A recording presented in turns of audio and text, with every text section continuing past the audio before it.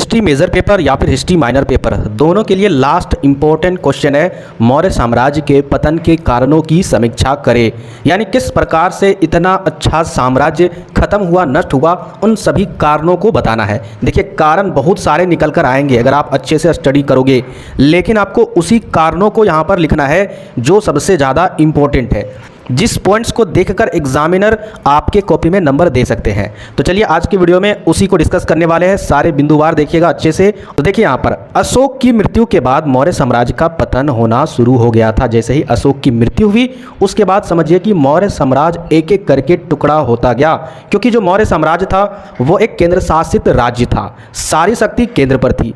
लेकिन जैसे ही अशोक की मृत्यु हो गई उसके बाद धीरे धीरे यहाँ पर जो भी प्रांत थे उसमें टुकड़ापन होने लगा और धीरे धीरे ये नष्ट होता गया। और लगभग 50 वर्षों के अंदर ही मौर्य वंश के अंतिम शासक, मौर्य वंश का सबसे लास्ट जो शासक था बृहद्रथ, उसको मारकर, उसको किसने मारा? पुष्पमित्र शुंग ने मारा था। शुंग वंश की नींव डाली, यानी मौर्य वंश के बाद भारत में शुंग वंश की बुनियाद रखी गई। और इस शुंग वंश के राजा पुष्पमित्र शुंग ने बृहद्रथ की हत्या करके भारत में कब्जा किया। इस तरह मौर्य के शासन काल का अंत हुआ। मौर्य साम्राज्य के पतन के लिए कई बातें जिम्मेदार है जो यहाँ पर नीचे लिखी गई है।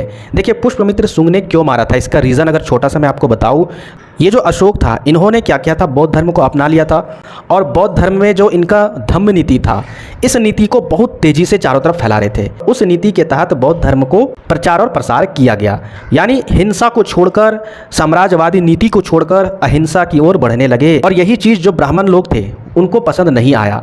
और पुष्पमित्र शुंग भी एक ब्राह्मण थे और वो भी चाहते थे कि ये जो अशोक कार्य कर रहे हैं ये बिल्कुल गलत है, इससे कहीं ना कहीं ब्राह्मणों के बुनियादी ढांचे पर बहुत ही बुरा प्रभाव पड़ेगा। इसलिए इन्होंने मौर्य वंश के जो अंतिम शासक थे बृहद्रथ, इनकी हत्या करके इस मौर्य वंश को खत्म किया और अपने शुंग वंश की बुनियाद डाली। और भी कारण देख लेते हैं। तो पहला कारण देखिए, ब्राह्मणों की प्रतिक्रिया। ब्राह्मणों की प्रतिक्रिया किस प्रकार से आई? तो देखिए विद्वानों के एक वर्ग के अनुसार अशोक की धार्मिक नीति के खिलाफ जो ब्राह्मण प्रतिक्रिया हुई है वह मौर्य साम्राज्य के पतन के लिए जिम्मेदार है। ब्राह्मण की जो नेगेटिविटी प्रतिक्रिया थी मौर्य साम्राज्य के प्रति, मौर्य साम्राज्य में क्या हो रहा था, अशोक या फिर अशोक के अलावा जितने भी उत्तराधिकारी आए उन्होंने बौद्ध धर्म को प्राथमिकता दी, हिंसा को छोड़कर अहिंसावादी बन गए। इस कारण ब्राह्मण जो थे वह अपनी नेगेटिव प्रतिक्रिया दिखाने लगे। डॉक्टर हरप्रसाद शास्त्री के अनुसार अशोक के द्वारा बौद्ध धर्म को संरक्षण देने, संस्कारों तथा बलि प्रथा के विरुद्ध, ब्राह्मणों के अपमान तथा ब्राह्मणों के विरोधी कानून का निर्माण, जिसके कारण ब्राह्मणों में प्रतिक्रिया हुई। एक बात हमेशा याद रखिएगा, जो भी ब्राह्मणवादी थे, ठीक है, उनका जो कर्मकांड था, जो भी वो काम करते थे, बलि प्रथा, इसके अलावा जो भी उनका संस्कार था, हवन वगैरह जो भी करते थे, उन सभी से कहीं ना कहीं उसकी अर्थव्यवस्था से भी उनका कनेक्शन था। साथ ही साथ उनका संस्कार भी था और साथ ही साथ उनका एक अटूट संबंध था, उनका एक अपना धार्मिक संबंध था। तो उसके खिलाफ अगर कोई जाएंगे तो भाई उनकी नेगेटिव प्रतिक्रिया होगी। इस कारण से ब्राह्मण जो है वह अपनी प्रतिक्रिया मौर्य साम्राज्य के ऊपर दिखाना शुरू किए। और मौर्य साम्राज्य के पतन के कारण का ये भी एक कारण बन सकता है, ठीक है, ब्राह्मणों की प्रतिक्रिया। इसी के कारण पुष्पमित्र शुंग विद्रोह के रूप में हुआ, जिसके फलस्वरूप मौर्य साम्राज्य का पतन हुआ। इसके बाद अगले बिंदु पर आते हैं अशोक की अहिंसा नीति, यानी अशोक ने जिस तरीके से बौद्ध धर्म को अपनाया। बौद्ध धर्म में क्या है, आपको अहिंसावादी बनना होगा और यही अहिंसा नीति अशोक अपनाए। तो इतिहासकारों के एक दूसरे वर्ग के द्वारा अशोक की अहिंसा नीति को साम्राज्य के पतन के लिए जिम्मेदार माना गया है। आपको एग्जाम में किस तरीके से लिखना है कि कुछ विद्वानों का मानना है या फिर कुछ इतिहासकारों का मानना है कि जो अशोक ने अहिंसा नीति अपनाई जिस कारण से मौर्य साम्राज्य का पतन हुआ। अशोक की इस नीति के फलस्वरूप सैनिकों में सामरिक भावना तथा लड़ाई की क्षमता कम हो गई। देखिए सैनिक क्या होता है, सैनिक लड़ाई करने के लिए होता है, युद्ध करने के लिए होता है, चाहे उसकी मृत्यु हो या फिर जिंदा बचे या फिर ना बचे, चाहे उसका पैर कटे, सर कटे, हाथ कटे, यानी वो हिंसा के लिए ही माना जाता है। और यहाँ पर जब उनके राजा ही अहिंसावादी बन चुके हैं तो बताइए सैनिक का हाल क्या होगा, उनकी क्षमता घट जाएगी, लड़ाई में वो सक्सेस नहीं कर पाएंगे। वे ग्रीक आक्रमणकारियों को रोकने तथा प्रांतीय विद्रोह को दबाने से अक्षम रहे, यानी वहाँ पर वह सफल नहीं रहे। डॉक्टर हेमचंद्र राय चौधरी ने इस विचार का समर्थन किया है। इसके अलावा देखते हैं तीसरे बिंदु पर आर्थिक संकट। आर्थिक संकट का भी कारण था कि मौर्य साम्राज्य का पतन हुआ। डॉक्टर कौशाम्बी तथा डॉक्टर रामशरण शर्मा ने आर्थिक संकट को साम्राज्य के पतन के लिए जिम्मेदार बतलाया है। देखिए अगर जहां भी आपको ये नाम नहीं याद रहेंगे तो उस सिचुएशन में आपको लिखना है कि कई विद्वानों का मानना है कि आर्थिक संकट के कारण मौर्य साम्राज्य का पतन हुआ। विशाल मौर्य साम्राज्य को बनाए रखने और इसके शासन को सुचारू रूप उसे चलाने के लिए एक बड़ी सेना और एक नौकरशाही मौजूद थी। नौकरशाही कहने का मतलब है, नौकरशाही के बारे में मैंने आपको पिछले वीडियो में बताया था। सिंपल वे में समझिए, नौकरशाही का मतलब है सरकार के अधिकारी या फिर उस अधिकारी के नीचे जितने भी नियुक्ति हुए हैं सरकार के काम को करने के लिए, यानी सरकारी नौकरी करने वाले। तो इसके ऊपर काफी खर्चा आता है, उनको सैलरी देनी पड़ती है। जनता पर विभिन्न प्रकार के करों को लगाने के बावजूद इस विशाल रूप को बनाए रखना कठिन था। और इतने बड़े नौकरशाही और इतनी बड़ी जो सेना थी और भी जो मंत्री पद थे, इन सभी चीजों को चलाना इतने कम खर्च में बिल्कुल भी कठिन हो रहा था। इसके अलावा अशोक ने बौद्ध भिक्षु को दान देकर अपना खजाना खाली कर दिया था। देश में आर्थिक दिवालियापन की स्थिति उत्पन्न हो गई थी। यह भी रीजन है जिस कारण से मौर्य साम्राज्य की आर्थिक स्थिति संकट में हो गई और मौर्य साम्राज्य का पतन का यह भी एक कारण था। आगे देखिए 4th पॉइंट पर, प्रांतों का अत्याचार शासन। देखिए मगध केंद्र शासित राज्य था, तो केंद्र में सिर्फ और सिर्फ राजा बैठेगा, बाकी प्रांतों में कहीं ना कहीं उनके अधिकारी बैठेंगे। तो जो उनके अधिकारी शासन कर रहे थे वह कहीं ना कहीं अत्याचारी हो चुके थे। तो ये भी रीजन है मौर्य साम्राज्य के पतन का। आइए देखते हैं। इसके अलावा प्रांतों में अत्याचारी शासन को भी साम्राज्य के पतन के लिए जिम्मेदार माना गया है। बिंदुसार के काल में ही तक्षशिला के नागरिकों ने विद्रोह किया था। जब अशोक राजा बना तो फिर से यही बात दोहराई गई। अशोक ने जनता को आक्रामक कष्ट नहीं देने की हिदायत दी। यानी बिंदुसार के टाइम में जब विद्रोह हुआ, उसके बाद जब अशोक आया, अशोक ने बताया कि हम आपको कष्ट नहीं देंगे, इसकी हिदायत दी। उसने इसी समस्या को खत्म करने के लिए वैशाली, तक्षशिला तथा उज्जैन में कई सरकारी अफसरों या फिर बोला जाए जो अधिकारी है उसको बदल दी गई। लेकिन इसके प्रयासों के बावजूद दूरवर्ती प्रांतों में अत्याचार होते रहे तथा तक्षशिला ने मौर्य साम्राज्य के जुए को अशोक के तुरंत बाद उतार फेंका। यहाँ पर ये एक कहावत के जैसा है। इसके बाद यही चीज यहाँ पर बताया गया कि अत्याचार खत्म नहीं हुआ प्रांतों में और तक्षशिला में मौर्य साम्राज्य के विरुद्ध विद्रोह कर दिए। उसके बाद फिर अशोक के साम्राज्य को फेंक उखाड़ दिया। तक्षशिला में प्रांतों के विद्रोह से भी मौर्य साम्राज्य को काफी धक्का पहुंचा और इसके पतन में ये भी एक कारण है। आगे देख लेते हैं। नेक्स्ट आपका 5वां नंबर, बाह्यवर्ती प्रदेशों में नए भौतिक ज्ञान। बाह्यवर्ती प्रदेशों का मतलब है मगध के अलावे जितने भी प्रदेश थे उनको नए भौतिक ज्ञान की जानकारी हो चुकी थी। किस भौतिक ज्ञान की? तो यहाँ पर देखिए, मगध साम्राज्य के विस्तार में लोहे ने एक महत्वपूर्ण भूमिका निभाई थी। ये चीज मैंने आपको मगध के उत्कर्ष के वीडियो में बताया था। लोहा एक महत्वपूर्ण भूमिका है मगध के उत्कर्ष में, इसके विकास में।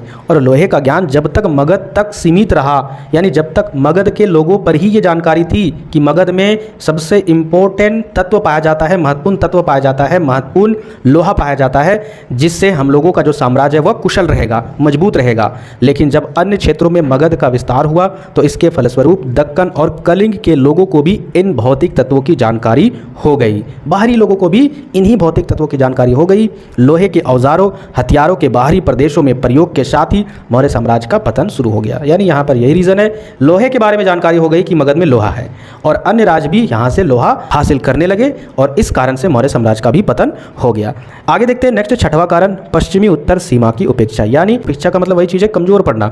अशोक देश और विदेश में प्रचार में इतना उलझ रहा कि पश्चिमी उत्तर सीमा की सुरक्षा पर ध्यान ही नहीं दिया। चीन के शासक शी हुआंगटी ने चीन की महान दीवार का निर्माण कर अपने साम्राज्य की सुरक्षा की व्यवस्था कर ली थी। यानी वह अपने साम्राज्य के सुरक्षा के लिए एक बड़ी दीवार बना दी थी उत्तरी पश्चिमी एरिया में। इसके बगल में समझिए, मान के चलिए, मैं उदाहरण के तौर पर समझा रहा हूँ, इसके बगल में मौर्य साम्राज्य, इसके बगल में आपका चीन वाला था। यहाँ पर दीवार बन गई। इसके कारण क्या हुआ, चीन तो सुरक्षित हो गया बाहरी आक्रमण से, लेकिन जो बाहरी आक्रमण चीन को करने वाले थे वो अब मौर्य साम्राज्य पर बाहरी आक्रमण करेंगे, क्योंकि चीन ने अपनी आक्रमण होने वाले चीज़ों से बचाव के लिए उन्होंने दीवार का निर्माण कर दिया था, अपने साम्राज्य की सुरक्षा व्यवस्था कर ली थी। लेकिन अशोक ने ऐसा कोई उपाय नहीं किया। स्वाभाविक रूप से जब स्कीथियानों ने चीन की तरफ विस्तार की संभावना नहीं देखी, यानी चीन की तरफ ये जो है स्कीथियानों या चीन की तरफ विस्तार करना चाह रहा था, उस पर कब्जा करना चाह रहा था, लेकिन वहां पर दीवार देखा तो फिर वह विस्तार नहीं कर पाया और भारत की ओर कदम बढ़ाया। तो पार्थियन, शक और ग्रीक भारत की ओर आगे बढ़ने लगे। यहां से ग्रीकों ने भारत पर कई आक्रमण किए जो मौर्य साम्राज्य के लिए बहुत ही घातक सिद्ध हुआ। आगे देखिए 7 नंबर पॉइंट, अशोक का उत्तरदायित्व। आखिर इनका क्या उत्तरदायित्व था? देखिए, कुछ इतिहासकार अशोक को मौर्य साम्राज्य के विध्वंस के लिए उत्तरदायी मानते हैं, यानी यही सबसे खतरनाक थे जिसके कारण मौर्य साम्राज्य का पतन हुआ। इनके अनुसार अशोक ने साम्राज्य विस्तार की नीति छोड़ दी। इसका असर सैनिक क्षमता पर पड़ा, सैनिकों की शक्ति काफी घट गई। उसके द्वारा बौद्धों का पक्ष लिया गया, जिससे ब्राह्मणों में प्रतिक्रिया हुई, जिसका शिकार मौर्य साम्राज्य को होना पड़ा। उसने धर्म प्रचार में ज्यादा समय देने के कारण शासन कार्य पर उतना ध्यान नहीं दिया। राजकों को उनके पूरा अधिकार, जो राजकों थे यानी मगध के अलावे जो भी राज्य के सरकार थे, ठीक है, स्टेट के जो सरकार थे, प्रांत के जो सरकार थे, उनको उसने पूरा अधिकार दे दिया अशोक ने, जिस कारण से इसका अवसर देखकर स्वतंत्र हो गए और अशोक ने दान देकर खजाना खाली कर दिया तथा वित्तीय संकट ने साम्राज्य को पतन के कागार पर पहुंचा दिया। उसने अपने पौत्रों यानी उनका जो पोता था उसको भी नवीन विजय करने से मना कर दिया, यानी उसको भी अहिंसावादी बना दिया। अशोक के द्वारा यही चीज बताया गया कि आपको युद्ध करके विजय हासिल नहीं करना है, हिंसावादी चीज को छोड़ना है, अहिंसावादी बनना है, तथा उन्होंने शासनकाल ट्रेनिंग देकर योग्य नहीं बनाया और यह भी रीजन था जिस कारण से मौर्य साम्राज्य का पतन हुआ। आगे लास्ट में आपको निष्कर्ष लिखना है कि यह कहा जा सकता है कि मौर्य शासकों ने जिस भौतिक संस्कृति को समस्त भारत में सिंचित करने का प्रयास किया उसी के फलस्वरूप यानी उसी के परिणाम सत्ता पर से मगध का एकाधिकार भी समाप्त हो गया।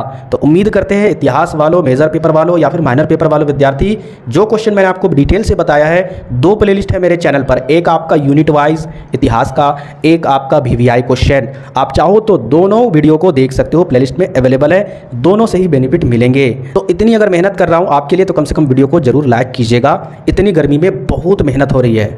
और नए व्यूवर चैनल को जरूर सब्सक्राइब कीजिएगा। मिलते हैं फिर नेक्स्ट वीडियो में।